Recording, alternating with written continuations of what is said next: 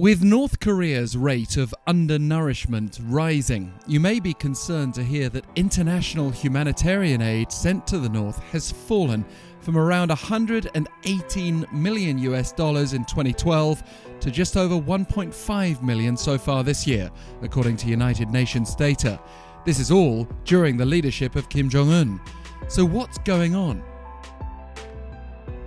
The most obvious immediate reason for this drop in aid is North Korea's extreme response to COVID-19, tightening up its borders and forcing out aid workers.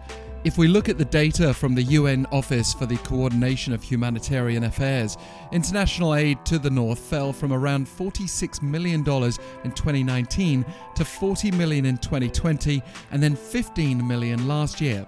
Yet we can trace the general trend back earlier, as the level of aid almost halved from 2012 to 2013 and then almost halved again to $33 million in 2014.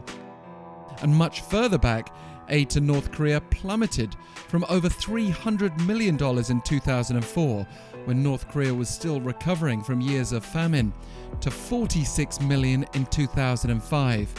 And we can link many of these fluctuations back to North Korean provocations and nuclear weapon development, subsequent sanctions, and repeated North Korean rejections of aid while accusing the United States of politicizing aid.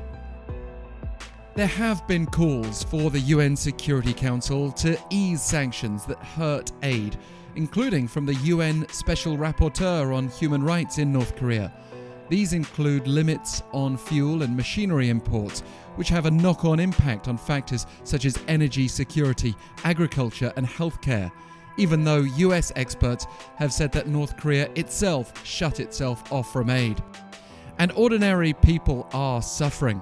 A separate UN report recently showed that 41.6% of North Koreans were undernourished between 2019 and 2021, higher than in war-torn Yemen and up from 33.8% in the North from 2004 to 2006.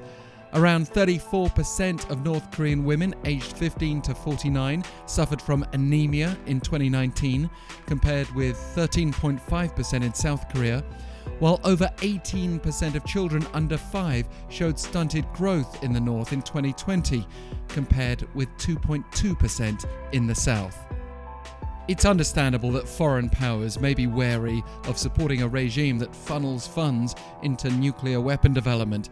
We've also been reporting on a number of cases of cyber theft and cryptocurrency crimes by North Korea.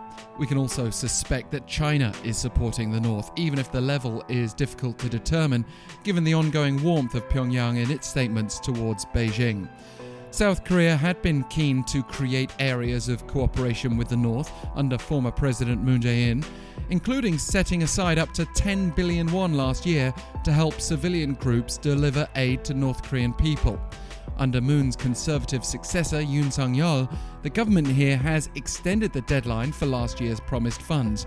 The problem is that strained inter-Korean relations, along with COVID-19 restrictions, have hampered the initiative, and North Korea's nuclear ambitions show no sign of slowing.